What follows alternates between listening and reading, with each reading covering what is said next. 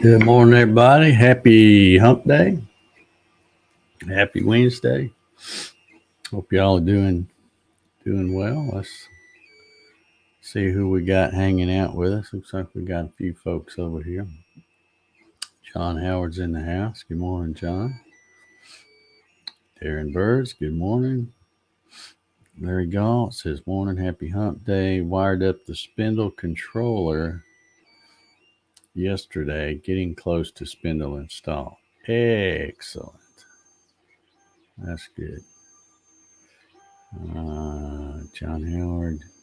Hump Day is here. Yep, that it is. Marcelo's here. Good morning.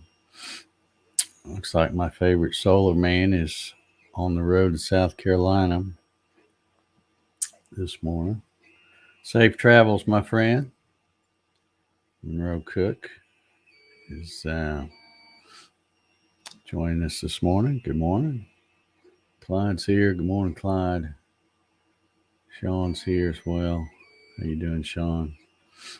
Landis says, good morning. Already have Gatton fired up and 3D printer running. Busy day. Yep. Good deal.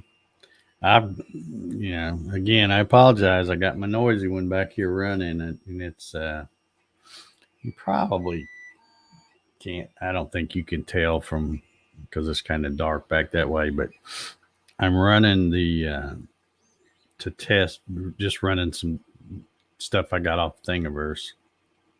Useful stuff. Uh, but I'm running some stuff to test that double-sided build plate thing that company sent me. And you can see I got my, over here, got my video camera and shoot a little few clips here and there. But yeah, testing that thing out. And that'll probably be the next video I have come out, will be that one. Jesse's in the house. Good morning, Jesse. Kevin's here. Good morning, Kevin. Gary Hammett. Good morning. And George is here. Good morning, George. And Steve Gronsky's here. Good morning, Steve. Hope you're doing well. Thank you for the thumbs up.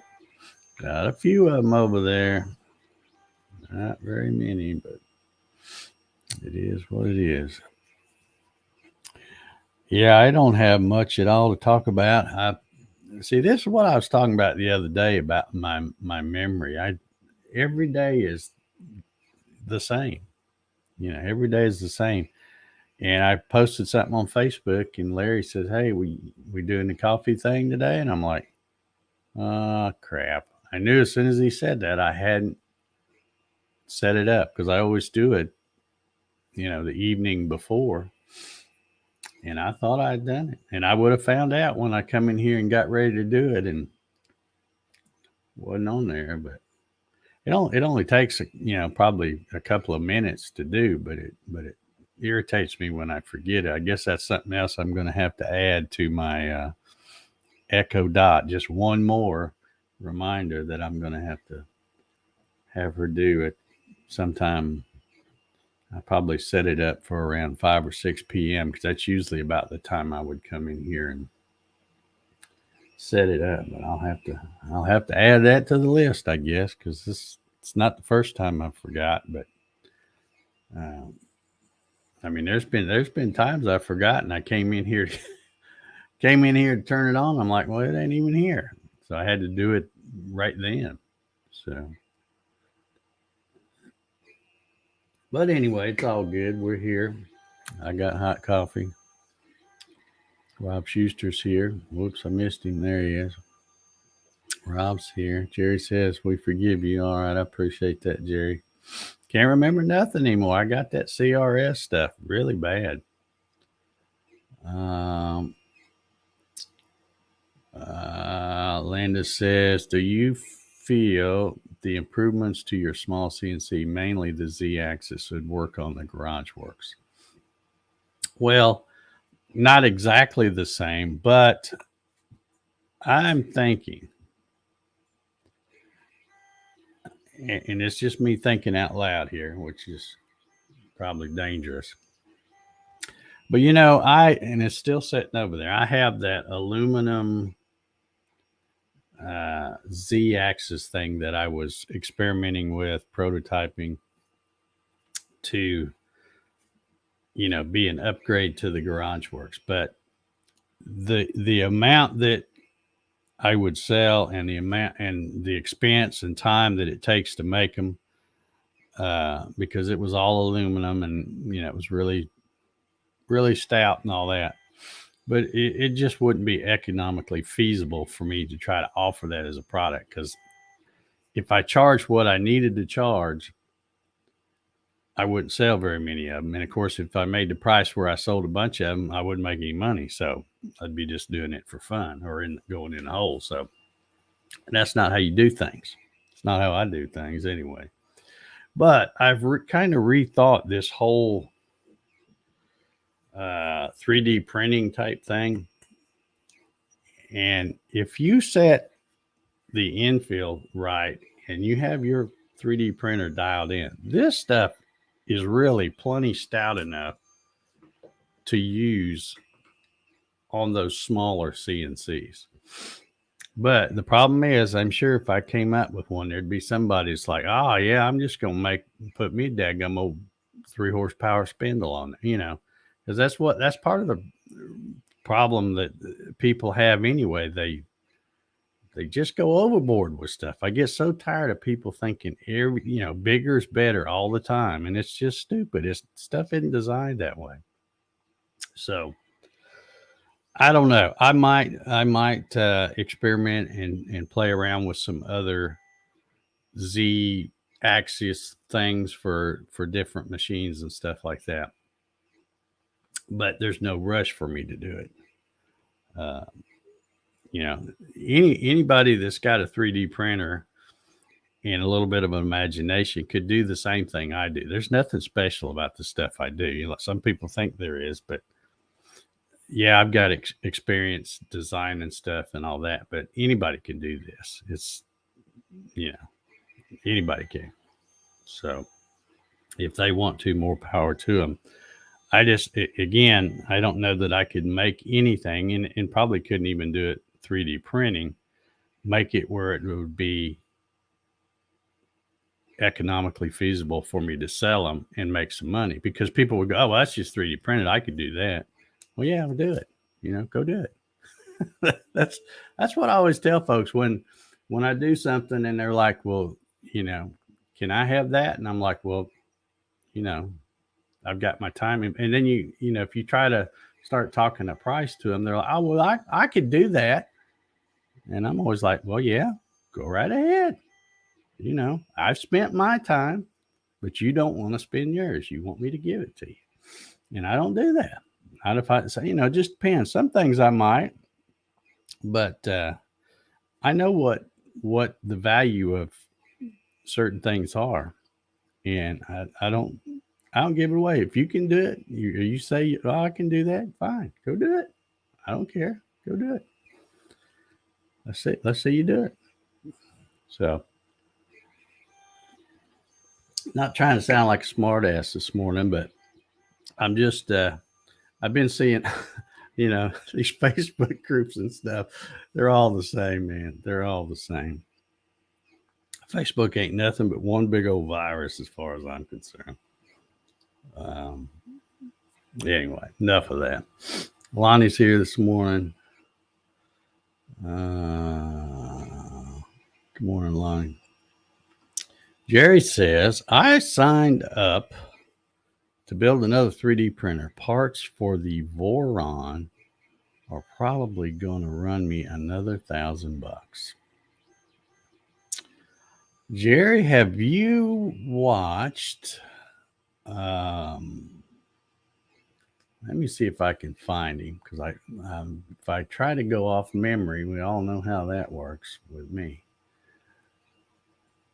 But there's a guy, in fact, he has built one or two of those, and he's in the middle of building another one now. And he does a live stream.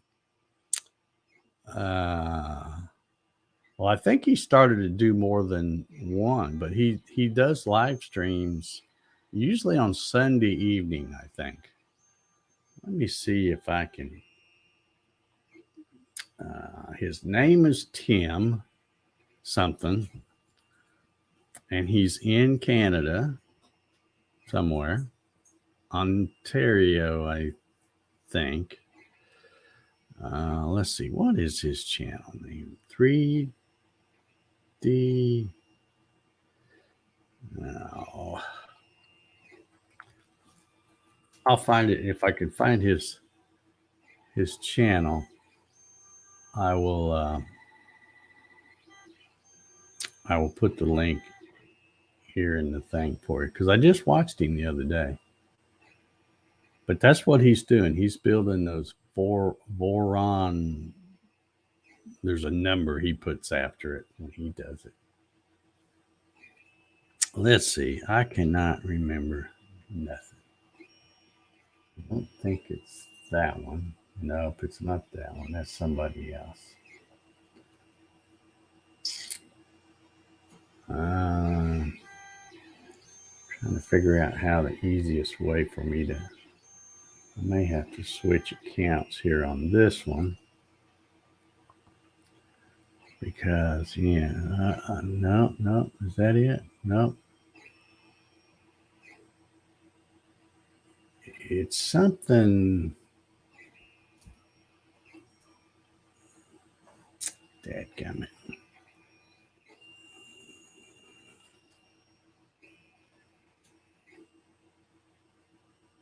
If I wasn't looking for him, he'd be popping up all over the place.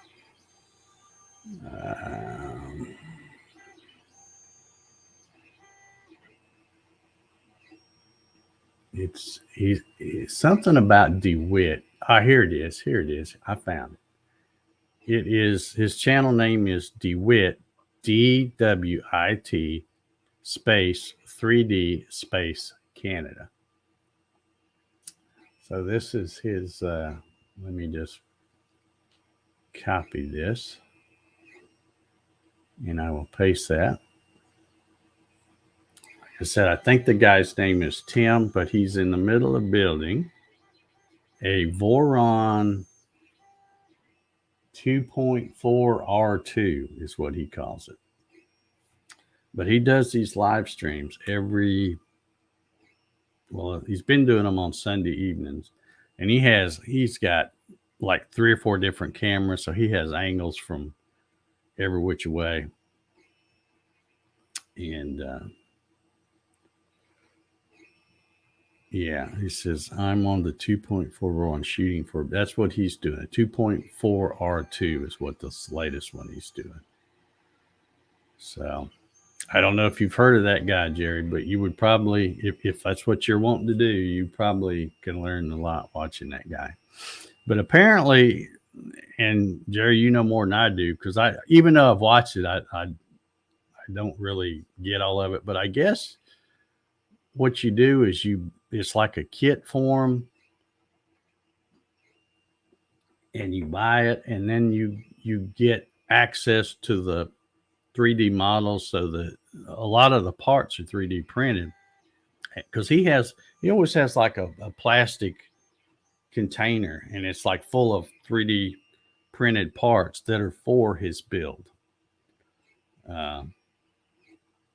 So I don't know enough of the Vorons. I haven't looked them up, and Lord knows I don't need to spend money on something else like that. But anyway, yeah, check that guy out. He's and you'll see because I'm looking at his channel now. He's got a ton of videos out, and it looks like they're mostly live streams where he's, in fact, looks like they might all be live streams. Maybe that's all he does. It looks like he does do a video here and there. My little thing just got quiet back there. I don't know if you can hear it. A little parts tray. I'll show you. I'm gonna leave that one on there to cool down a minute. But this is what I'm running. These little they're a little parts tray that has this little convenient spout, I guess what you call it. And not only that, it has this lip around it. So these are stackable parts trays. Now this one, I'm hoping this one here, it doesn't look that great, but this one was ran with the textured side of that double-sided thing. And other than a little discoloration down there on the bottom, and of course it's not baby butt smooth or anything like that, but it's a fully functional part. It's, you know, and that doesn't bother me at all when it does that. That's a good part. But then to do the comparison, you know, because this is a double-sided thing and it's smooth on the other side, I flipped it over and I watched the first, you know, couple layers of the skirt go down. I'm like, yeah, it's okay. So I walked off, and then I came back when it was done. And this one, I don't know if you can see it. This one is messed up a little bit. Like right here, that corner pulled up and that corner pulled up. But right there in the center, it is smooth as all get out. So the one that just finished is also is number 2 like this, to see if I can get one of those to come out. But I like these. I found these aren't something I drew up either. These are just Thingiverse files. But I thought they were cool because, one, since they have a flat bottom, that'll be perfect for me to test this double-sided thing, because that's what they want me to show, is how smooth that bottom gets.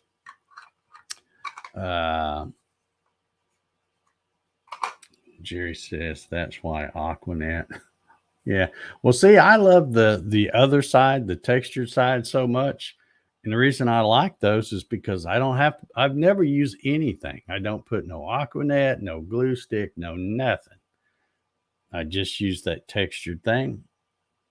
And it really helps keep it clean. Just every so often, I'll take when I take it off to pop the part off, I'll take it in there and get some alcohol and a paper towel and kind of wipe, you know, from where I've been touching it and stuff, and do that, bring it back, put it on there, and just keep going. And that's the way I like it. I don't want to use any other thing. If it won't work without me having to use something else, then I won't be using it, basically. And I don't know if I mentioned it when I do the video. Of course, that's not out yet. So you guys get all the lowdown before the video comes out. But it actually came with the magnetic sheet where it's got the 3M adhesive on the back, so you can peel that off and put that right on the aluminum plate. And then this plate has got some kind of metal, you know, ferrous metal, where it's magnetic, so it will stick. Well, I'm still using my binder clips to hold that on and just putting it on that bare aluminum thing, because I've learned my lesson. If it ain't broke, don't fix it. So I am not going to stick that sticky magnetic thing on there, even though it probably work fine. I am not changing nothing when I already know that they work fine with the stock build thing, the PEI sheet. So it's still over there in the box. So I don't know. We'll find out when I pull that one off if it raised up like this or not. But yeah, I'm not going to do any glue sticks. I'm not going to do any Aquanet. I'm not going to do any of that, because I don't have to do it with that other thing. And I'm not going to start doing it now with something else. And maybe this one come out all right. I don't know. It looks like it's down. But I haven't really looked at it that close.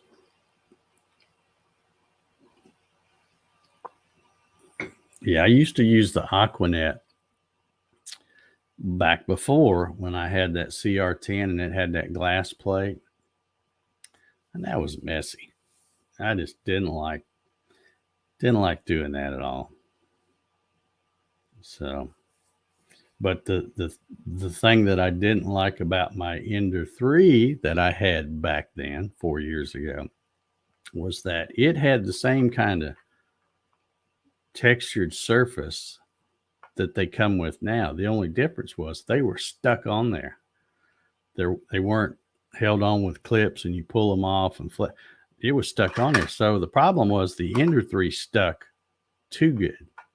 And you had to really wrestle with the parts to get them off of there. And either you'd break the part if it was something fragile, or you'd get it off, but you'd have to tussle with it so much that you would knock the leveling off. The way it is now with those binder clips, I wait a couple of minutes, take the clips off, pull that plate off, twist it, pops right off, slide the plate on there, and then gently put the clip. I'm never really putting any pressure on that aluminum plate, and I just hit the button and go again. I never have to re-level it. Once I get it dialed in, it's in. So that's what I like about it. Yeah, always improving. Yeah, that's a big thing, and that's why I love the Ender 3s now. And I hated the one I had before, the one 4 years ago. That's why I got rid of them.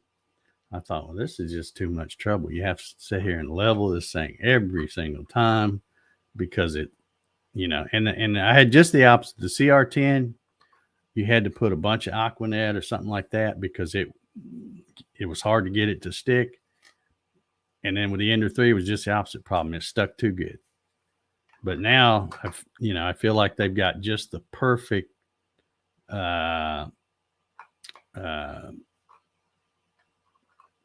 got just the perfect combination that it works good. Larry says, I have found that if it's not sticking, the level is off a bit. Yeah, I had trouble with the first two. Well, it wasn't these things. I was actually running a funnel. Here's a good one that I ran. But I actually ran two of these before. I ran a black, and then I switched the filament out and run another blue. In both of those, they were they were usable. You could use them, but the bed was too high. And the reason the bed was too high is because when I took this is the stock thing that comes with it. So this is thicker than that new double-sided one is. So I was seeing if I could get away with just taking this off, putting that double-sided one on, and put the clips on it and go. And I couldn't because that other one was thinner, which meant that it wasn't close enough. So I had to adjust the bed to work with that new thing. So I got it to work with the textured side, but it didn't work at least the first try with the smooth side. And we'll see. Well, in fact, I can probably pull that off now. Got all these cameras in the way here.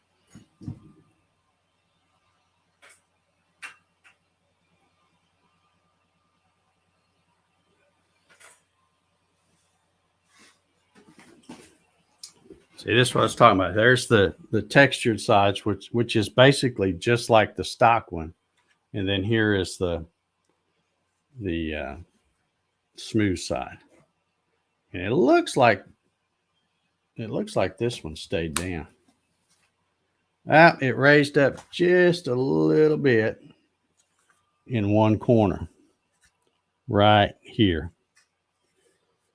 So I may need to lower it down even a little bit more.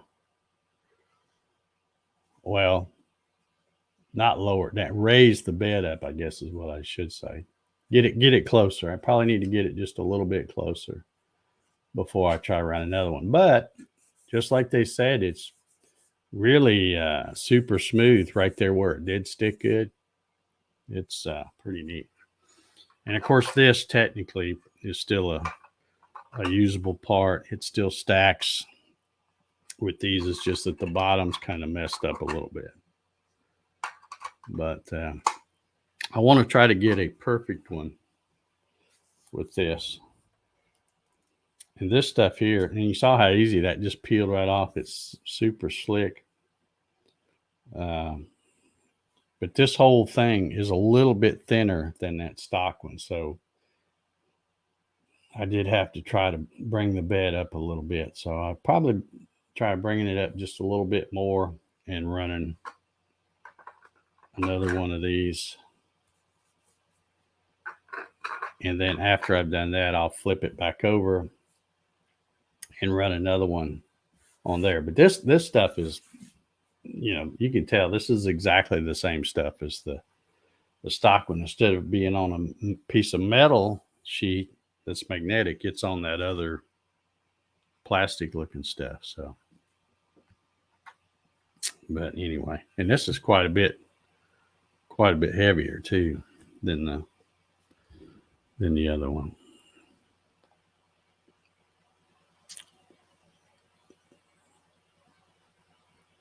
So the bed Z sitting is fixed. Well, when I home, I'm not sure I get what you're saying. What I'm saying is, it's got limit or homing switches. So when you home it, it's only going to come down so far. And you adjust the bed. You can either raise or lower the bed to get the gap right. And I apparently have the gap still set just a hair too big, I think. So, but like I said, it's still a usable thing. I won't throw that one away because I could put some kind of little screws or something in that. But anyway, I will keep on printing until hopefully I can get a good one out of that smooth side. But if I can, I'm not going to worry about it too much because the whole point of this thing is to do a review. And if I can keep getting perfect, or depending on what your definition of perfect is, good prints with the other side, just like I can my stock one, then that'll just be something I say in my review that, hey, yeah, these things come out really baby butt smooth, but just from flipping the thing from one side to the other, you have to make adjustments to get this right. So I don't know. And I'm it's nice to have that thing smooth, but I'm like, to me, that's not a big deal. Not for the stuff I make. Maybe for the people that make all the little trinkets and stuff, they want stuff smooth. But for all the stuff I make, all right, now here's something I did. And see, here's the side that was on the bed. And yeah, it's not baby butt smooth, but I don't care. It's functional. It's solid. So that's more what I'm about. So, and I think I pretty much decided that any company that contacts me and says, hey, we want you to test something, and it's something, some kind of an accessory for a 3D printer, I'm just going to say, nah, forget it. Because I really don't care anything about the little accessories. If they want to send me another 3D printer to review or something, which I do have one company that keeps telling me that they have supply chain issues or something, because they were supposed to send one in May and then it was in July or June, and I hadn't even bothered them this month because I'm like, if you send one, fine. If you don't, that's fine.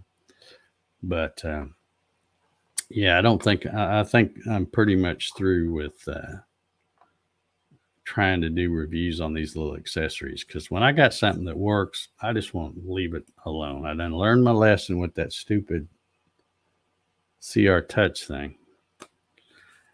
And even when I got this, I did not know when they sent me this And even when you look at the link that they send me to look at the description on Amazon, I don't think it really says anything about having the magnetic base.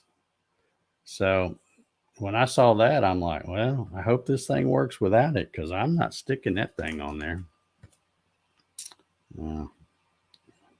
We'll see if it works first. But anyhow, it wouldn't be that big of an improvement, because the way it is now, I use the stock thing, which has this same surface, and I use those little binder clips to hold it on. It's not a big deal to pull them off. The only advantage would be is if I put that magnetic base on there and then said, okay, I want to use this side all the time, is that I can just grab it with this little lip and peel it off, and it's magnetic. But to me, it would be more of a pain to get centered back on there with the magnet than it is with the clips. But that's just me. Who knows? All right, I'm going to get out of here. Everybody have a good hump day, I guess. Wait a minute. I got behind on some stuff here. Honest reviews from Dave, the new channel. No, I won't be doing a new channel with that.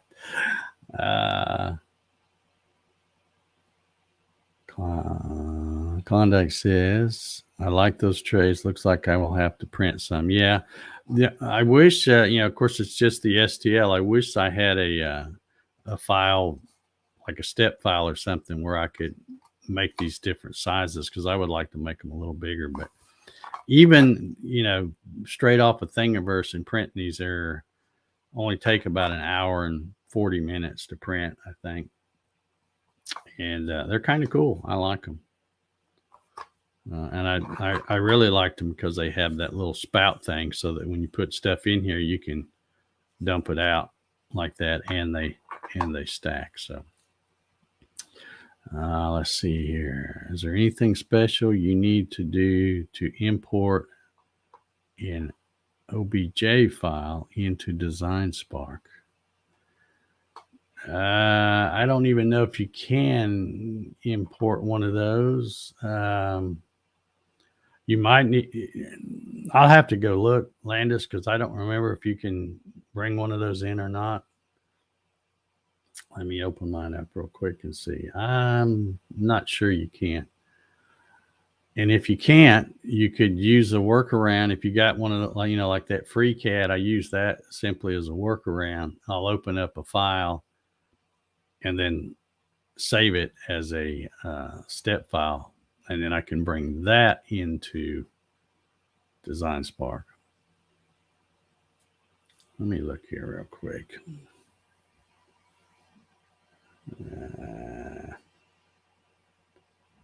Okay, got a new one up. Let's see, file.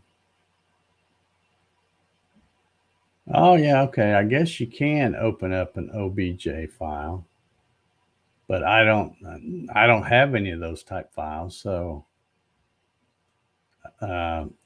if you go to file, let's see if it's over here, file open. Yeah, when you go to open up a file in Design Spark, by default, the file type will be in that little box to the right above the open and cancel buttons, and it'll say DS Mechanical Files .rsdoc. But if you drop that down, the first thing you see is a OBJ, and then SketchUp, step files, STL files, and you can also switch it to all files, but that doesn't mean they'll all work. But yeah, I'll have to find an OBJ file and play around with that, because I've never tried to open one and then see if you can do anything with it after you get it in there. So anyway, I'm running along here. Let's get out of here and get back to doing something productive. So anyway, I'll try not to forget post the thing for tomorrow.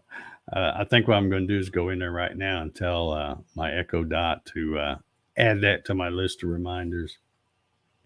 About 5 or 6 o'clock, remind me to come set up the coffee sessions or whatever. So anyway, y'all have a good Wednesday. We'll see y'all tomorrow. Bring coffee, and we'll see you then.